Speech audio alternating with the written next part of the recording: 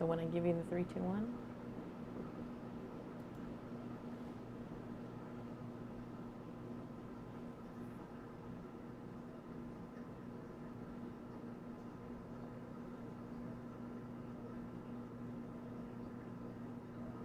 Hey, we're talking about Joker, Folie À Deux.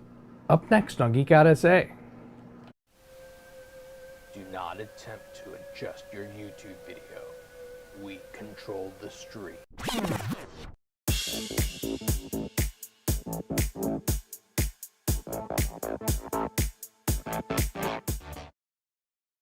And welcome back to Geek Out SA. It's Saturday and we're here to Talk about the Joker. talk about the Joker. So the sequel. Yeah, and I never say it right. I sounded like you said it right at the beginning of the show. Folie à Deux, or I don't know. I don't speak French. Folie À Deux. Folie à Deux. I don't know. Do you even know what that means? It's something, the two of madness or madness of two or something like that. Right. Deux I knew was two, but Yeah. I just didn't know what the rest was. So, I mean, obviously this is about madness since it's about the Joker and Harley Quinn, right? So we've heard a lot of conflicting things about this. I don't know if it's so much conflicting. We've heard a lot of negative things about this movie. I was like, I don't know about conflicting. I don't know about a conflicting. It's probably going to be because we're going to talk about why we love this movie. Right, obviously. Oh. And it's funny because a lot of times I give Vincent a hard time because he loves pretty much every movie he goes to. There's a couple of exceptions. There's a couple of exceptions. Not a whole lot. But I feel like more and more, it seems like to me, the movies that the reviewers or the mass public doesn't like are the ones that I do like. Right. And the ones that everybody's like, oh, all up in arms and they love it, I'm like, it was mid, you know. So Yeah. I definitely do say, though, you have to have seen the first one. You have to have seen the first one because this is a really- whole story in one.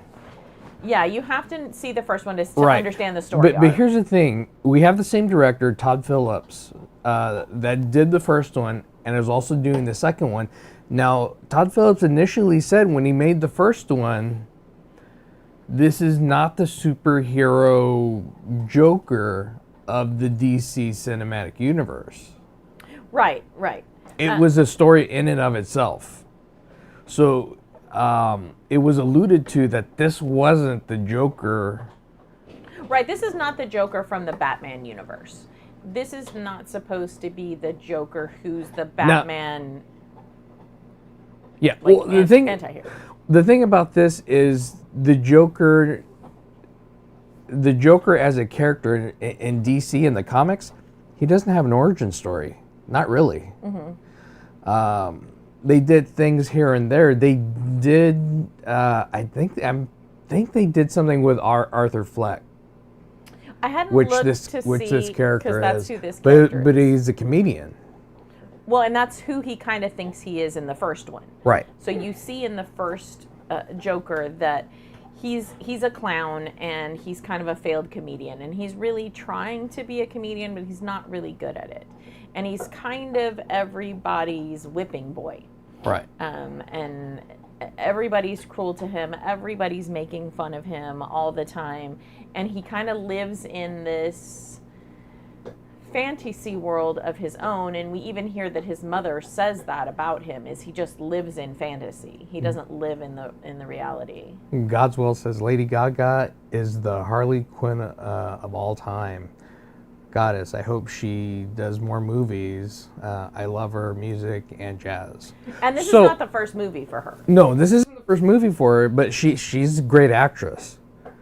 For this movie, a lot was said that this movie was a musical. I don't consider it to be a musical. I agree with you completely on Yeah. that, and I hardly ever agree with him, so it's interesting to hear us agree. So but there is definitely music in there, and they do sing in there, but I wouldn't consider this a musical because it's not the majority of the time that they're singing. No, and the thing about the music is the music helps carry us into their fantasy world, right? Because they're both insane. And so the music is something that gives us a chance to see inside of their minds, not necessarily to, I mean, yes, it moves the storyline along, but it's not the same way that music in a musical moves the storyline along. Right. And I see that George Santa Cruz says the same people who praised the first film are now turning their backs, proving they were never invested in the story of Arthur. They were obsessed with the Joker, the mask, the chaos. And it's funny that you say that, because we're going to address that in a little while when we get more towards the end of the film. I'm sorry, I keep losing it, so I make sure that I'm hearing it correctly. Okay. But I agree with you. A lot of people said, oh, well, I don't want to see it, or it's not good because it's a musical, but it's not really. The music is, it's the way that they're connecting to one another, it's the way that they're seeing one another, it's this fantasy world that they both live in. It even the spotlight and everything, the lighting changes when you see them singing, because they're in this fantasy world together, and they've kind of intermingled it together. And then we will get to see, oh, they come out of it and nobody else has realized that they were singing, right? Nobody knows that this was all happening within them. It's been that fantasy among them the whole time. And a lot of it is songs of love. Right. Especially for Arthur.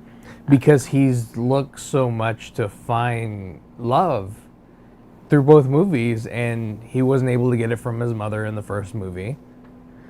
And or from his peers or anybody else. Right. People, strangers on the subway. Like that's what you see if you really are paying attention to the first one. That's what you see is what breaks him. He and we find out more about his mother in the second one. Right. But he wants to be Mother's good little boy, and he wants to be loved by Mother, and Mother is always hitting him with these very jabs. Norman Bates type of Very stuff, Norman Bates. Then he wants to fit in with all of the clowns. He wants to be a comedian. He wants to make people laugh and make people happy. And then he gets digged by them, by the clowns, and by the boss. And because of his laugh. Yes. And because his jokes are not really funny. He's not funny. He's too dry. Yeah. And then you see him get attacked on the subway. Yeah. And so it's just hit after hit after hit after hit. Yep.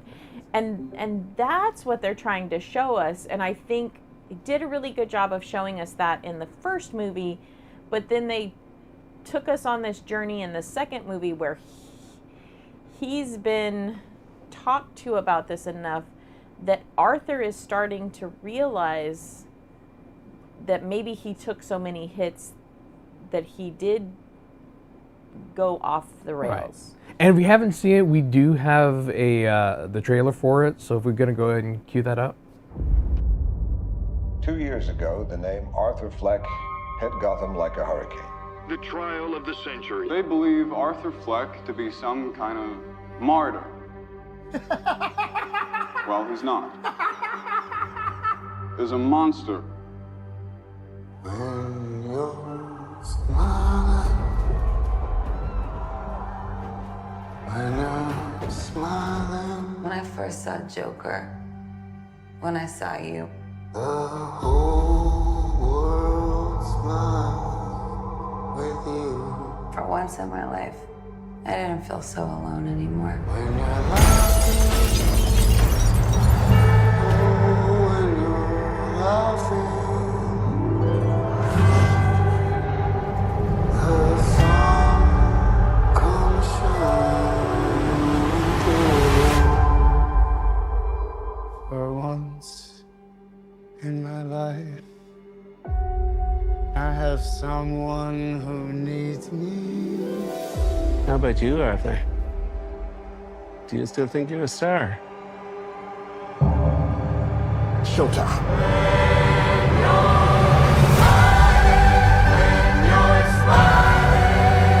The whole world smiles with you.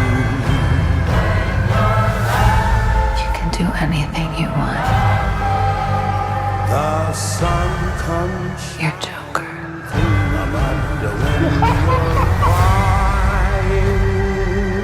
Look around! Look at all these people! Bring on I will no longer allow any of you So stop your sighing. to keep me down. Be happy again. I got the sneaking suspicion that we're not giving the people what they want. It's okay, baby. Let's give the people what they want.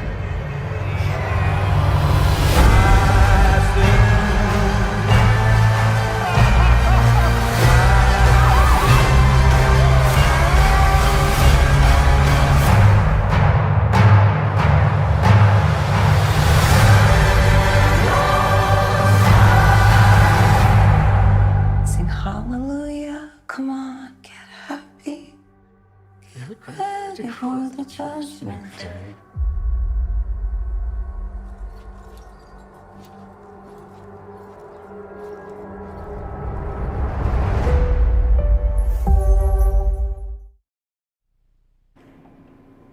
Now, the one thing that I didn't like about this trailer, it gives away the whole movie. Like every other trailer of Yeah. every other movie ever. Yeah, I mean, it does. It gives you the whole movie if you're paying attention to the trailer. Yeah. There's one tiny part at the end At the end, that that they you don't really. If you're paying attention, you see it coming. I wouldn't say you don't. and see it's it a coming. nod to the DCU. So, I just thought, for me, I guess I felt like they did such a good job with Joaquin Phoenix, or Joaquin Phoenix did such a good job with this role of showing how somebody can be marginalized and how somebody can be beat down. And so somebody can just so desperately want to be loved and cared for to the point where they snap. Like, you know, you shouldn't feel bad for him. Like, he Right. brutally kills 5 people. Like, you know, there's no reason for you to feel bad for him. And yet your heart aches for him. yeah, Like, he does such a good job. because you know what brought him, you know everything that brought him to that point.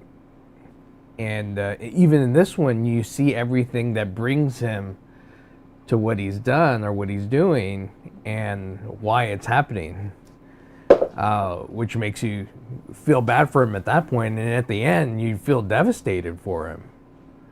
I think the only time where there's a couple of parts in there where, no, there's actually only one for me where I stopped feeling bad for him. And it's when the actor is on the stand and he was the other clown. Oh, And he says, the little person. Yes, and he Yeah. says, I live in constant fear because of you, Arthur. I was nice to you. You know, I've been marginalized too. I've been treated horribly too.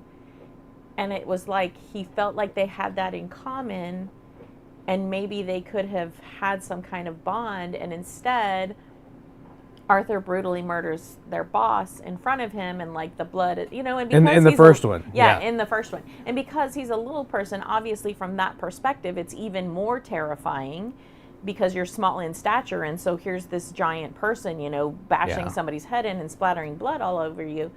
And so that was the one really serious time in there where I felt like, oh yeah, I forgot. I'm not supposed to feel bad for Arthur Flick. Like, he did some really bad things.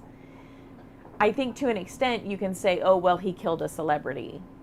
Okay, well, probably a lot of people were rooting for that because I'm sure a lot of people want celebrities to get their just deserves, you know. Right. And he killed a bunch of bullies. Okay, again, you're a jerk all the time. You kind of get what you deserve, right? So we don't feel as bad about that. His boss was a jerk too, so we Right. don't feel bad for him. We find out that his mother was abusing him, so we don't really feel bad about her. It's not really the people that he killed that we feel bad for, but it's this person who's the afterthought, who was a person who could have done a kindness in Arthur, but he couldn't see it anymore. Right. And so then he passed the trauma on. So that was the only part where I felt like in the story that I stopped having compassion for Arthur for just a little while. It's for a little while because you do still see that he was kind of a product of his environment, a product of society. So, I thought one of the things that they did really well in both movies, I think, is they helped us skate that line with Arthur between when is Arthur, and it was more prominent in this one, right? oh, much more prominent. When yeah. is Arthur, and when is Arthur the Joker? Because and they really bring us into that in this one, and they're like, well, he's really two different personas, right? Right. And so, and you hear the psychiatrist talking about that, and I'm sure when you're first watching it, you're like, oh, that's just like a normal psychiatrist, like they're trying to get somebody off on a insanity plea or whatever. So they say he has multiple personalities. But when you're watching the movie from the outside, you really see that he's two different people. He's two different people. And in this one, you see it a lot. Oh, yeah. You definitely. see it a lot more. Like, you see it kind of blurred, I think, in the first, inherently in the first one, right? And you see it kind of blurring together.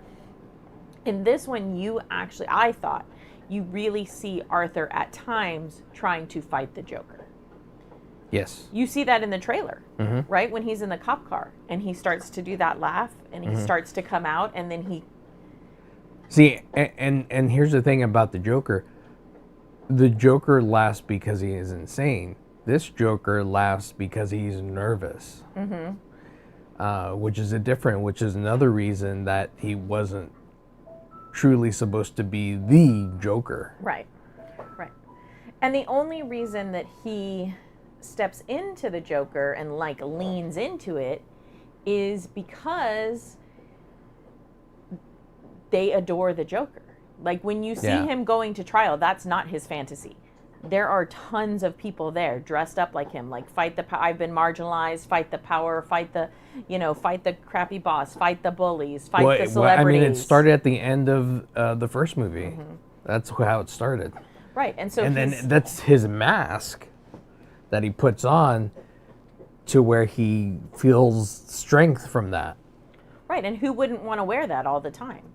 Like, who wouldn't want to be that when you've been kicked down so much and now this whole mob of people who think that you're so fantastic or whatever. So yeah, you see him battle with that as well, because he wants that adoration, but really inside of him, he wants people to love Arthur. Yeah. And that's one of the things that breaks your heart in this movie too, is you see that he wants to lean into the Joker because he does want anybody to think he's wonderful and fantastic, but in the end he just wants somebody to love Arthur. Yeah. And so I think that that's super sad. I thought one of the things that you would be most, I think, kind of disgusted about was the way that the guards treated him.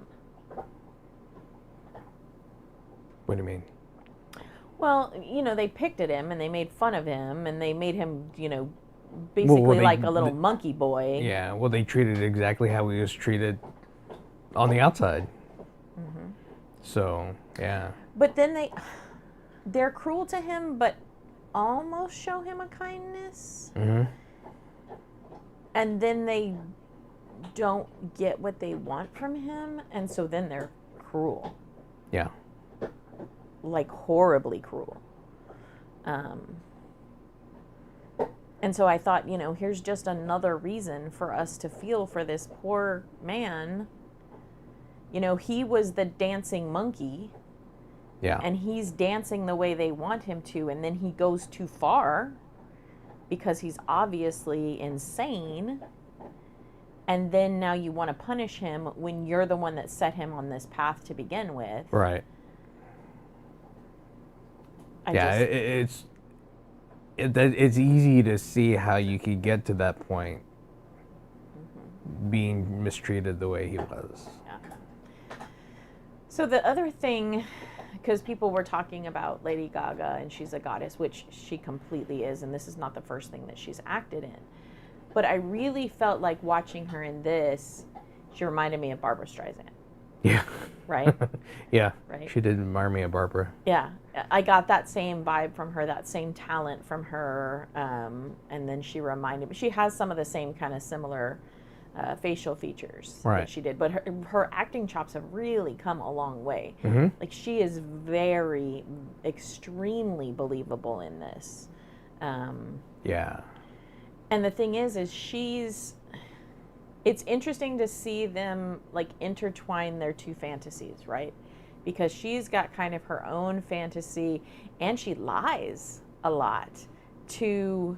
A ton. Yeah, to make her life and her trauma seem bigger, worse than it is. Because when she finds out what Arthur's is, she's like, oh, well, I've got to match his crazy, right? And she's already crazy. And so then you see her kind of going off the rails and kind of feeding off of his insanity. But then all of a sudden she gets to be out, you know? And she has something that Arthur's not ever going to have, is she gets to be out there in the world. Yeah. Because she hasn't really killed anybody. And we find out later that she's actually the one who committed herself. Yeah. Because almost like because she likes the attention, which then plays into what she ends up doing to Arthur. So I don't know. I mean, the movie's been out long enough. Do we feel like we can, like, ruin it for everybody? Has it been out long enough? It's been out for like 9 days. Yeah. So, yeah. So when we get to the point, right? Yeah. And he's broken out, and we're pretty sure she set off the bomb or whatever, and he gets out. You've seen it in the trailer. The bomb goes off, and he's running down the street. Some of the Jokers have pulled him into cars and tried to help him or whatever, and he's very disoriented and everything because the bomb goes off pretty close to him and throws him across the courtroom. And then what's interesting is you see Harvey Dent is the lawyer, so you do see some parts of Gotham and the DCU right in there. So you get the Two-Face if there. you're paying attention, and because we know the comic, so I don't know about you, but I'm sitting there waiting, and I'm like, oh, this has got to be the moment that we get Two-Face out of Harvey Dent, right? Because here's this explosion, and he's facing just one side of where the explosion is. Yeah. So of course, only one side of his face is going to be destroyed. So sure enough, Joker's like stumbling out, and we pan through. And if you're not watching it, you would probably not see it. You'd miss it. You'd miss it if you're not looking. Yeah. You'd miss it. But if you're looking, you see Harvey Dent, and now he's Two-Face. Spoilers, yes. Yes, spoilers. Sorry. We're going to get into the spoilers. So you have to pay attention to that part if you're not paying attention to that part. So then Joker's out there in the world, and he's decided that he knows where Harley's going to be. Because everything he's done in the whole moments of his trial, everything has been for Harley. Yeah, to get to her. He's given everything for her. He's put everything into her. He believes that Harley loves him. He believes that she came from the same neighborhood that he came from. He believes that she's gone through some of the same trials and tribulations that he's gone through. And here's the thing. She doesn't love Arthur. She loves the Joker. And that's the clincher, right? And that's the sting at the end. That's the spoiler that kills you, is you think this is going to be part of the DC universe, and you think, okay, he's broken out like the many times that the Joker breaks out, right, in the Batman stuff. He's broken out. He's going to run to Harley. Harley's going to have a getaway plan. They're going to get away. They're going to build up their forces. You felt like this was going to happen. You felt like that was what they were going to give to you, and you thought, this is it. And then he gets there to the steps with her, and of course it's the steps from the original movie. And then there she is, and she blows him off and tells him goodbye. And she's like, you know, I saw there in the last minutes of your trial that you were trying to be Arthur again. I don't want Arthur. I just want the Joker. And he's like, no, but I'm Arthur. Like, I just want to be Arthur. And she's like, I don't want that guy. And it's just another, you know. Yeah. Et tu, Brute. We just watched Julius Caesar. At my high school, my students did it. So, but yeah, it's just the last knife in him. Sort of. You're so funny. So at that point, he gets captured again. Well, right, because he's so devastated. Yeah. Like, why run? Well, he gets captured at the steps. Right, but I mean, he doesn't even. He's just like whatever. You know, he's just like, take me. I've got nothing. I've got nothing left. Yeah. I've got nothing left. And you see it when they take him back to the prison. Like he's got nothing left. Right. I mean, he's just like, okay, just let me. Because he's lost everything. He knows he's gonna stay in jail. He's gonna die. He's gonna fry. Yeah, he's gonna fry. He's got nothing left. He doesn't have Harley. He doesn't have Harley, which was the only glimpse of anything that he had. Like when you see some of the singing that's supposed to be us being in his fantasy world, you know, that's love. Yeah, You know, and during all of this, there was a new inmate that came in that kind of befriended Arthur, and kind of followed him around, and you didn't think much of him, like, you know, oh, maybe he's gonna become like a henchman later or something like that. Well, I thought maybe he was going to end up being the Riddler or Scarecrow or Yeah. somebody like that, right? I thought, well, okay, this is going to allude to he's meeting these people in Arkham and they're going to become, you know, other, or they're going to believe themselves to be these other characters that are part of the DCU, right? Right. Because that's one of the things that maybe, I don't know if people know this, but that's one of the story arcs that they've played with a little bit, and is that Batman is actually Bruce's psychosis, and Bruce is in Arkham. Yeah. Because he sees his parents die and the blood splatters, and so he goes insane. So Bruce has been in Arkham since he was a kid.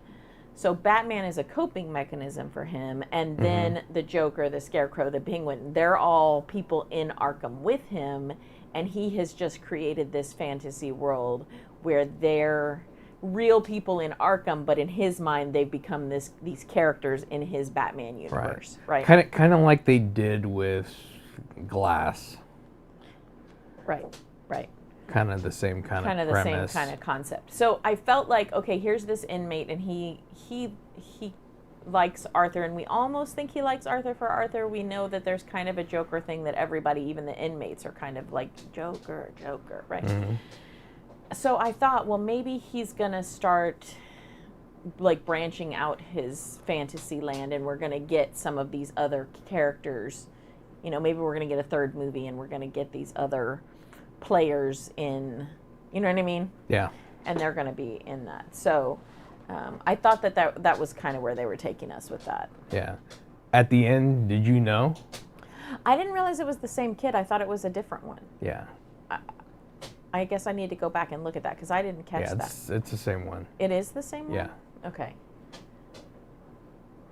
It made sense. But did you know that person at that point? Did you know?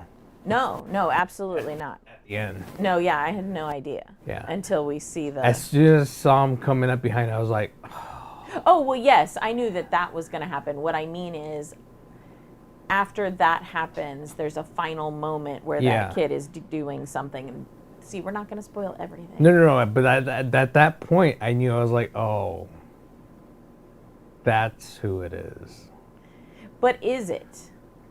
Or is it just this mantle that's going to continue on? Or does that branch us into the DCU? I think that was the nod to the Christopher Nolan Batman, or the Christopher Nolan Joker. You think so? Yeah, that was Heath Ledger's Joker. Interesting.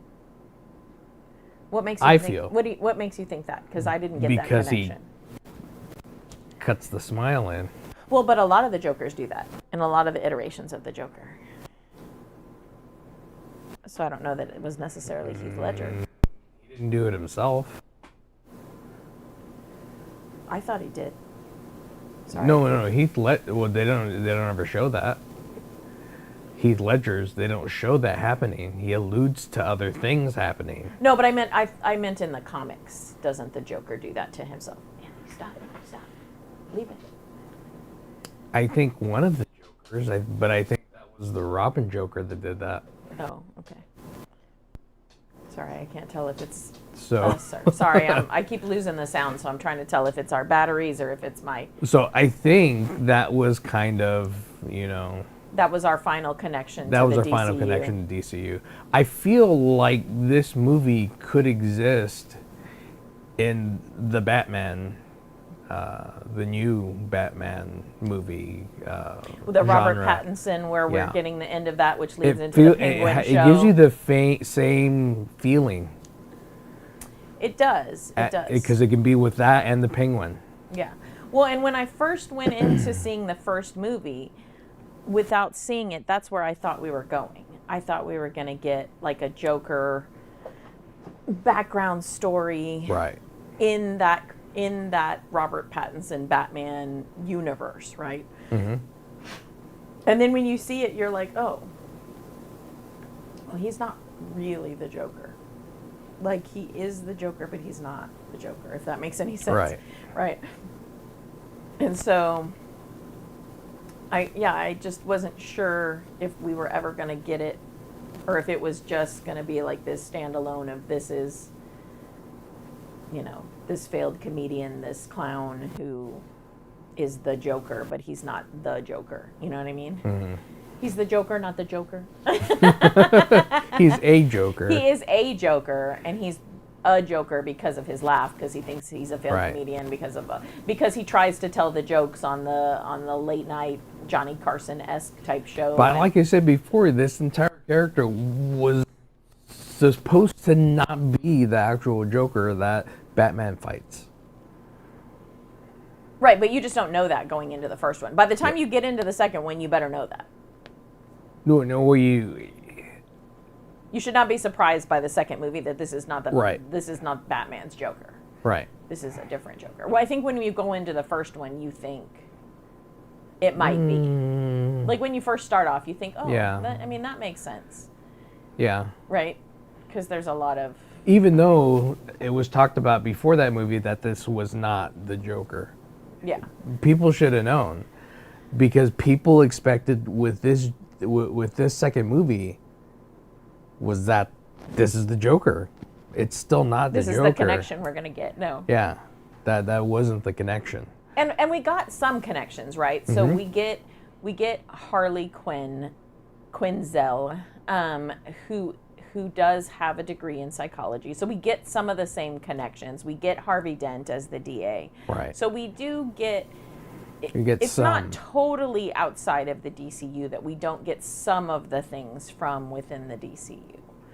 But it's like very subtle nods, Yeah. Yeah. except for the very last part. I loved how Lady Gaga as Harley is such an instigator. Mm-hmm. And she does such a good job with her facial expressions. Like, it's like almost like she breaks the fourth wall, but kind of not. Like, if you're paying attention to her, you're seeing her put on this persona to Arthur, right?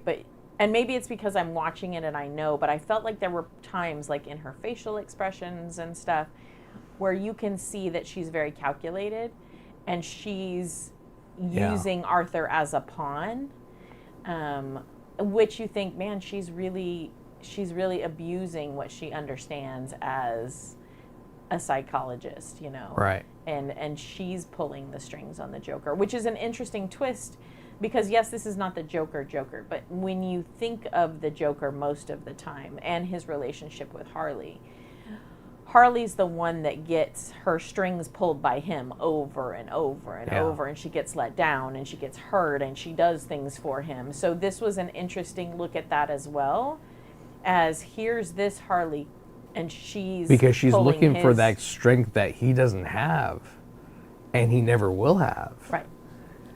She wants him to take her to the next level. Yeah. Because she wants him to wear that all the time. Right, and she doesn't quite want to walk off the ledge on her own yet, but she thinks if I have the Joker,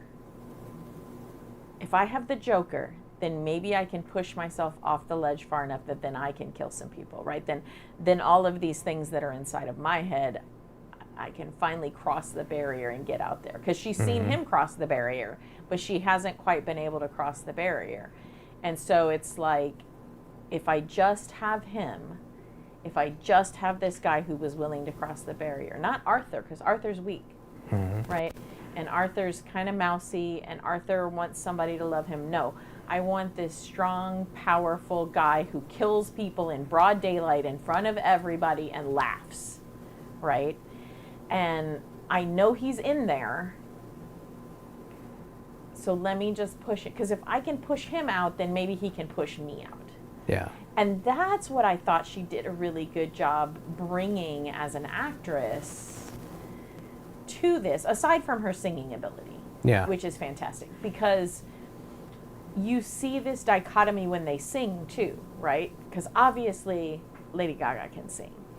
And I would think that Joaquin Phoenix has some kind of training. You know, when you're an actor, you have some kind of training usually for singing or whatever. And they can auto-tune it. Didn't he play Johnny Cash? I think so, yeah. I think he played Johnny Cash. Yeah. And so... And Walk the Line? Yeah. But they did it in such a way that he's purposefully, like, off-key. Well, he admits it. He's not a singer. No, but they did it purposefully. Yeah.